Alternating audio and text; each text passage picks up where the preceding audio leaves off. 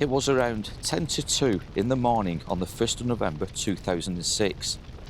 And in the quiet terrace row of houses along Tremellen Street, most of the residents in the town of Accrington were asleep, unaware that inside one small family home, a horror was unfolding that would shake the community to its core. Firefighters were quickly on the scene following calls from the members of the public and neighbours. 2 fire tenders arrived within 3.5 minutes, and a third arrived within 6 minutes. And after forcing themselves into the family home, what they discovered was beyond anything they could have imagined.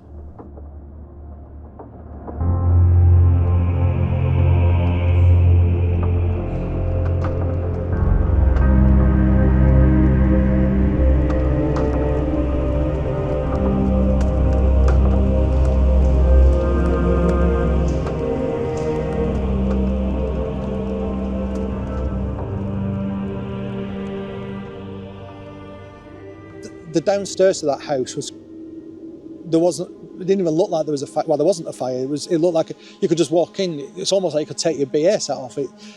But then as soon as you got to your first step. Upstairs in their beds were 39-year-old Riaz and her daughters. Sarah, 16, Sophia, aged 13, Alicia, 10, and Hannah, just 3 years old. Now, all 5 of the family victims, they were sadly dead, and it would later emerge that all 5 had died from smoke inhalation.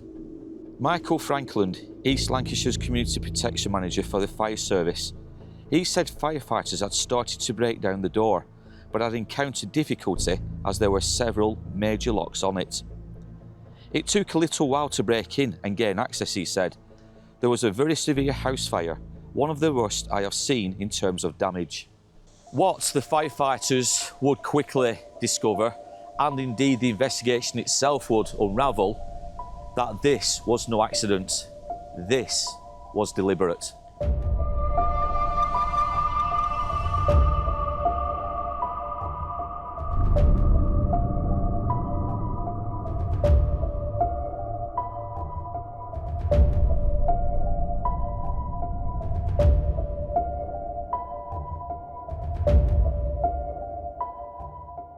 So we're here at Accrington Cemetery and we're going to follow up the story of the Riaz family. But we're here with a special person, very special person. And this is Graham. And he was, if I'm rightly in saying it, one of the first responders in the early hours of that morning at 10 to 2. Firefighter. And you got one of the first people who got the call, if I'm right? Yeah. So before we get into that, do you want to tell the viewers a little bit about maybe your history? Because you used to be a soldier as well. I was. I left school and joined the army. I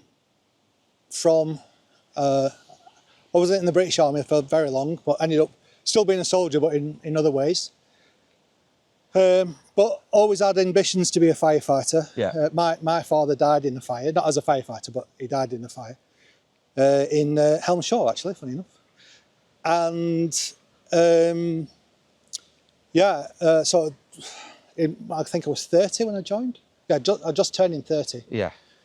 And it was like a dream job. So the army, obviously, I mean, Vicky spoke off camera a few days ago about the army. You trained to a certain level. Mm-hmm. The same with the fire service. You trained to a certain level. So when you left the army, obviously, you'd seen things. Yeah, you touched upon Bosnia. Yeah, I had been in Bosnia for not 2 whole years, but 1992 and 1994. Yeah, and like I say, you'd seen these horrendous sights, haven't you? These scenes of death. Yeah, mass graves. Yeah, and obviously we're going to get to it shortly, but you also obviously then joined the firefight service, the fire service, I should say, and this is when obviously you got the call at Tremellen Street. Yeah.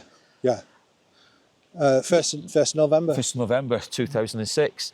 But again, me and Vicky spoke off camera, and I always say that there's only a certain amount of training that you can do, but you're never fully prepared, are you? No. So when you join the fire service, as well as all the training that you do, the only time you deal with anything like this training is a video that we watch, and it's quite an old one now. I think it's from like the 80s. Maybe not. No, 80s. And it's a house fire, and it's a firefighter comes down with a child in his hands, and he's sort of all floppy and everything. And it's a shocking video. I mean, it's true. It's a real video, and it's shocking because it's a child, and it's not, you know, the fact that it's a human, you know, who's passed. It's because it's a child, and so in your sort of room when we're watching this video, we're like, oh God, you know, this never happens, and but that's one child. Yeah. So no training. In fact, when this happened, my boss, the higher boss, said it's the worst he's ever seen in 32 years. Yeah, yeah. So there's no training for any firefighter or emergency services or anything that gets you ready for this. There's nothing. No. During the investigation into the fire, the house had shown signs of being deliberately set alight, with accelerants having been used. The flames had been started in several parts of the property, and the front door and windows had been locked from the inside. The only survivor from inside the home that night was the father, 49-year-old Mohammed Riaz. Firefighters pulled Riaz from the house, but he was barely alive. Now, he was quickly transported to the specialist burns unit over in Wythenshawe Hospital, Manchester. Now, before the events of that terrible night in November 2006, we need to travel back and when Kaniz travelled to Pakistan. She had grown up in Lancashire, but her life straddled two cultures. Her father was Pakistani, her mother was English. And it was in Pakistan Kaniz met Mohammed Riaz, who was 10 years her senior. Kaniz and Mohammed, well, they're married. Kaniz relocated back to the UK and to Lancashire, and Mohammed, he followed. And together, the couple settled, like I said, in the small town of Accrington. By 1996, and as the family grew, they moved to a larger home on Tremellen Street. Over the years, the couple had welcomed 4 daughters, Sarah, Sophia, Alicia, and Hannah. Kaniz, she was extremely popular in the town of Accrington, and she had worked as a cultural liaison officer, and she did a lot of community work. Now, she helped bridge the gap between the two cultures, that of obviously the Muslim culture and that of the English or the British culture. Friends and neighbours, they remembered her as bright, welcoming and determined to make a difference. And having lived in both England and Pakistan, she knew the importance of understanding both cultures. Mohammed, in contrast, was more reserved. A traditional man, and a man who spoke very little English, he kept himself to himself for most of the time, and he was a quiet, somewhat of a loner. Now, whilst many neighbours would say the Riaz family, were extremely friendly and polite, in which they were, there was one person that kind of kept holding them back, and that was Mohammed Riaz.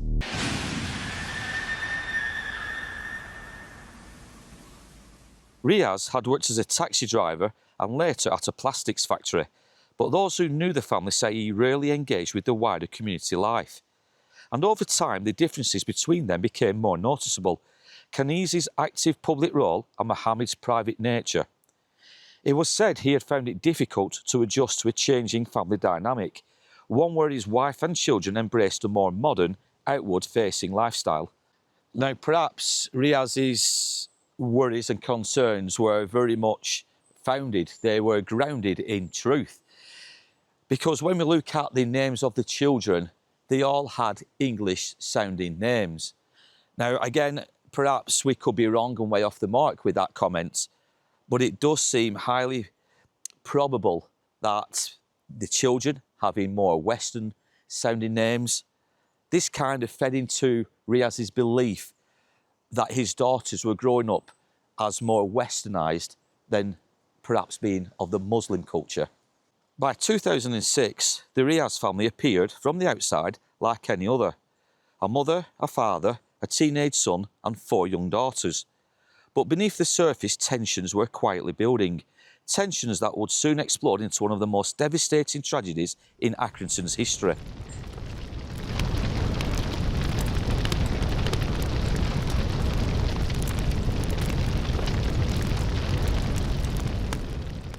The downstairs to that house there wasn't didn't even look like there was a fire. Well, there wasn't a fire. It looked like you could just walk in. It's almost like you could take your BS out of it. But then as soon as you got to your first step, we doing the job didn't even notice anything. We didn't notice flames, didn't notice heat, didn't notice anything. But the stairs, all side of the stairs was that hot. All the plasterboard had come off the walls, so the stairs were like a ski slope. So we got upstairs, and all the flames and everything was up there. We just didn't notice it. But so when that blasted out, so when he'd lit whatever he'd done and how he'd done it, 100% he was up there. Right. 100%. So again, a lot of the articles that we've read in the papers, obviously some of them it's like Chinese whispers, things have changed, things have been added, things aren't true. That's pretty much life these days. Yeah. Some people will say something and then they'll just presume it must be true, but I can only speak from my point of view and being in that house at that time, and the way it was and the actions of how we were to get him out. I mean, I'm going into details, but I had to drop him after we picked him up, and he made a noise, so this is how we knew he was alive. Only for a couple of days, mind, but you could just tell just how he was, the whole thing about it. Now, whilst the investigators were going through the painstaking duties of trying to work out the true cause of this horrific fire, and one that took so many lives, there was one more cruel twist of fate. And that came in the form of the eldest son of the family. And that is Adam Riaz. He was 17 years old. Now, Adam was fighting terminal cancer. And the day before this horrendous event took place, he had been admitted into Christie's Hospital. On the 3rd of November 2006, and just 2 days after the fire, Mohammed Riaz died from his injuries, and the police stated they were no longer seeking anyone else in connection with their deaths. It meant that there will be no trial, no testimony, and no chance for the community or the surviving family to hear the full truth in court. Now, an adjourned inquest took place in February 2007, and the coroner, he gave the verdict that Mohammed Riaz, he had taken the lives of Kenise and their 4 children simply because he could not accept their more westernised ways. He could not accept their lifestyle, and he could not accept that they were integrating far too much in the ways of the Western world. It was said that he found it abhorrent that his eldest daughter wanted to be a fashion designer, and that she and her sisters were likely to reject the Muslim tradition of arranged marriages. On the evening of the fire, Riaz had spent the time drinking before spraying petrol throughout their terrace home whilst his family slept. Riaz went even further, and he poured petrol, from all accounts and from what the investigation found, he actually poured petrol on the duvet in which his wife Kenise was laying under, along with her youngest child. The inquest went on to hear of how Riaz, after lighting a match upstairs, he ran downstairs, and it appears that he did this to wait for the backblast from the fire upstairs. But when this didn't materialise, he ran back upstairs, through the flames and into the bathroom. The bloodied footprints of Riaz, they were discovered during the investigation on the scorched staircase. There were also 2 petrol cans found, one of which contained the DNA of Kenise, and this DNA was found on top of the DNA of Mohammed. It appears that Mohammed, after pouring the petrol over the duvet, Kenise has woken. She's tried to take the petrol can away and out of the bedroom, but she's sadly succumbed to the effects of the smoke, and she was discovered on the floor of the bedroom when the firefighters made their way into the property. In your opinion, do you think Riaz wanted to survive? No. Oh, you don't think he wanted No, so I do think he wanted to survive. Yeah. Right. I think it's a complete selfish act that he did. I mean, it did anyway because he killed his kids. Yeah. But the way that it was found, the way myself and my oppo found him, there was no way, you know, I, as a father myself, but certainly anybody would have do anything to give their own life to rescue your children. Yeah. Yeah. And no matter what. And that wasn't the case. That where he was, the way you could just tell he was a coward, and he wanted to just get out and do whatever, probably disappear. You know, I don't know, but I couldn't say exactly what he's in his head, but he wasn't his situation, you could just tell there was the way just didn't make sense. See, I think I said on camera, so again, Graham's clarified that, but I think I said on camera that from all the reports, it was like Mohammed, I don't like using his name, but after setting a light upstairs, he went downstairs to wait for the back blast, which never appeared. And some articles said that he ran back upstairs to take his own life. But we're thinking that is probably not the case, and he went upstairs and was caught in the blast at that point. Yeah, 100%. Is that what we think? And then obviously was found in the bathroom. Yeah, so I mean, I was saying off camera then there was lots of things that happened that night, which, you know, I'm not religious, but there's certain things that happened that night that just doesn't make sense to how it ended up. Well, we should have died. 100% we should have died. He left the gas on. He'd left the gas for us to blow up. Yeah. And thankfully, a firefighter that didn't have BA set on ran into the building and turned the gas off. But I knew because I was outside taking another person out. But I don't know, as far as him going downstairs and then the blast happening, I very much doubt. With the way he was, I'm not going to go into details, but the way he was definitely hit by a blast. There was no secondary blast. Neighbours spoke of their disbelief, their shock and their horror at what had unfolded, and to many before their very eyes. A lot of the neighbours themselves came out in the early hours to try to break down the doors and the windows of the Riaz family home when the fire took hold, but they couldn't get in. And one neighbour, and an article that we have read, he simply said that whilst the doors themselves were absolutely fantastic in preventing anybody from entering the house illegally, i.e. a burglar, it also made it extremely difficult for anybody to get out once them doors were closed. And obviously in this case, the fire taken hold, nobody could break them doors down. So in one respect, these extremely large and heavy doors had done the job in preventing people from entering, but they had also prevented people from saving the lives of those poor victims. It's in a strange situation. They've decided to come to England to obviously have the family here.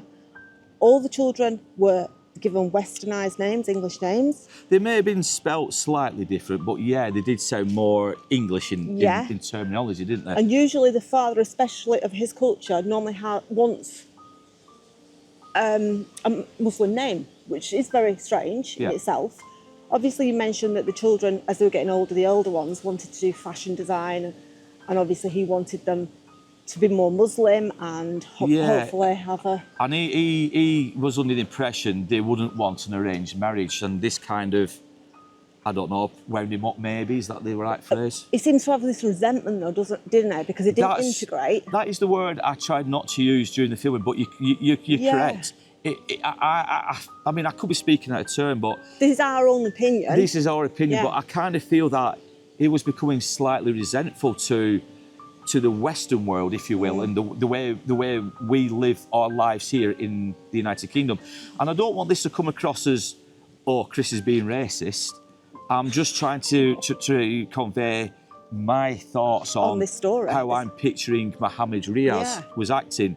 Like, say, everything we've read about how he found it abhorrent that, like Vicky said, his daughter wanted to become a fashion designer, and he was worried about his daughter's not wanting an arranged marriage, and he had very, badly spoken English. He wouldn't integrate with the community as such. So, again, it's not me No, it's looking at the sounding whole. racist. I'm Yes. looking at the bigger picture, and that's the word I didn't really want to use earlier on, but I do kind of feel perhaps Muhammad himself may have been slightly resentful to the Western ways of life. I think it's that, but it's, for me, the strangest thing is them all having English names. English It's really sounding names. strange, especially for a Muslim man not to put his foot down in a way. Yeah. But to actually do that, I'm sorry, but that has to have been planned for a while. You don't just click. Well, I suppose you can. People do just click, but there's a lot of planning to get the petrol cans filled up with petrol. But more tragedy was soon to follow the family, and that was the sad death of Adam. And he lost his battle to leukemia on the 11th of December that same year. And Adam, he was finally laid to rest alongside his mother and 4 sisters.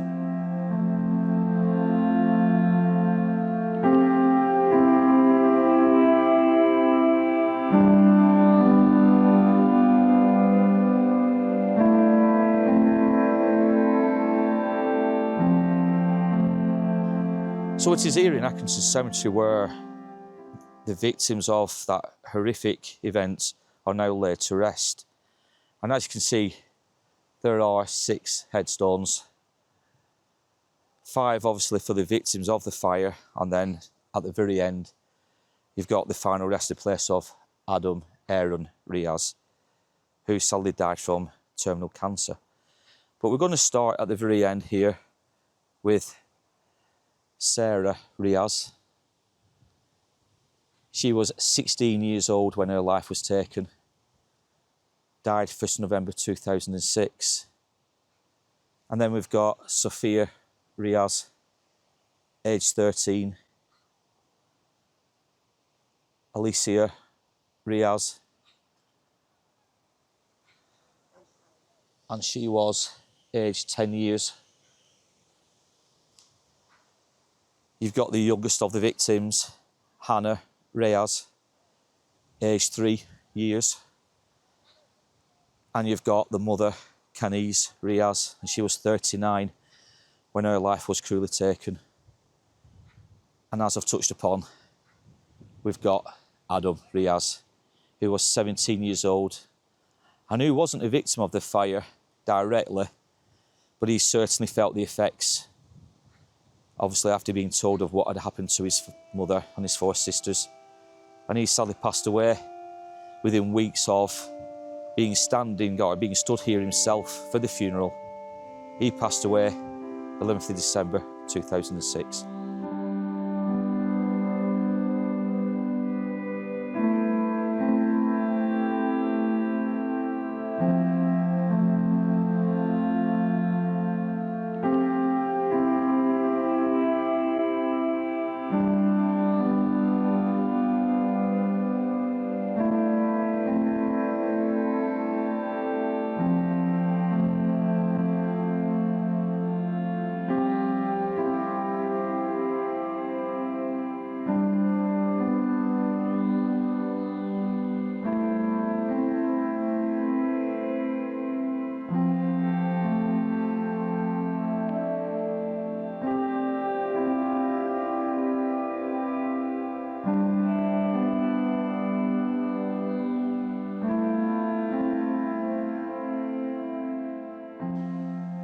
You may well also notice that Kinese's mother is also interred here. She sadly died in 2022. And she was 73 years old. Now, we didn't bring an extra rose for Margaret simply because we never knew she passed as recently as this. So we do apologise. Yeah, we are quite shocked to find that, obviously, Margaret has now passed over, but she's laid to rest with her granddaughters, grandson, and obviously her daughter, and again alongside the remaining headstones. So Margaret, who never forgave what that evil man did to her family, she is laid here with her family now. The Riaz family tragedy Many people are still hurting from it to this very day. And it is 19 years this very year in November when that tragedy occurred. And people are still hurting so badly from it. It left a huge void in the community, and a void that I doubt will ever be filled. Like I said, the children and Kenise, the mother, they were extremely liked, they were extremely popular. People will never get over this tragedy. As for Mohammed, the evil man behind all this, I guess the less spoken of him, the better. And he is now somewhere, well, he's somewhere underground in Pakistan. And the less we speak about him, the better. But certainly a huge void has never been filled, and I highly doubt it will ever be filled by the people of Accrington. As for the body of Mohammed Riaz, he was returned to his native Pakistan for burial. As I was saying before, from the point, you know, when you get called out, it's called persons reported. So usually in the middle of the night, if you're going to a house fire, it's usually persons reported. They may have already got out. It might just be a little thing. But when you get a person reported in the middle of the night, you're kind of guaranteed that you're going to get somebody. So you've got this sort of buzz about you, this hero thing. And maybe not every first responder, but certainly me, I always dreamed of this big job that's, you know, you feel like you're going to be Superman sort of thing. And how wrong was I? Very wrong. And I wish I'd never wished for that big job. And so when we got there, and you've got these, I'm going to say hundreds of people, I don't know how many people were there, these neighbours and friends and family screaming and shouting at you, not because there you go, there's the hero we're going to save.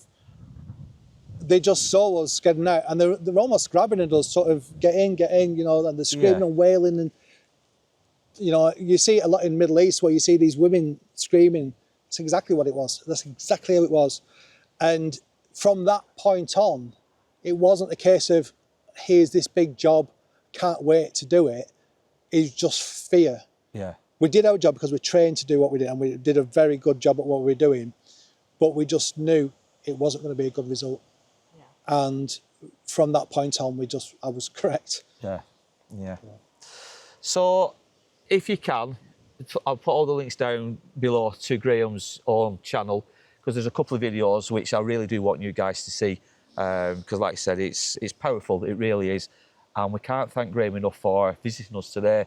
We spoke a lot off camera, and you know, we're going to respect Graham's wishes that some of the things we've been told we're not going to reply to on the video.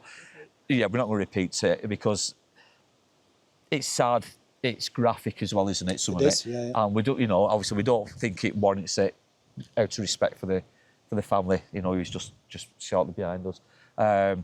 But yeah, please check out Graham's channel. But also, Graham, you're part of the VIC community in Haslingden. Yeah. And from what I gather, this has kind of also helped you through all this, hasn't it? Yeah, so a few years later, after the fire, in fact, quite a lot of time, I don't mind saying, it got to a point where I definitely thought it would better not to be here, I decided that my life wasn't worth living, so I attempted suicide. And after that point, I was speaking to some therapies, something to do with NHS, and they'd heard of this charity which at the time was in Bake-Up, and called Veterans in Community. And although, yeah, fair enough, I was a veteran, I didn't think that I warranted anything. But they said, no, we deal with blue light services as well. And I said, well, okay, I'll come along. I think that was about 13 years ago, maybe 14 years ago.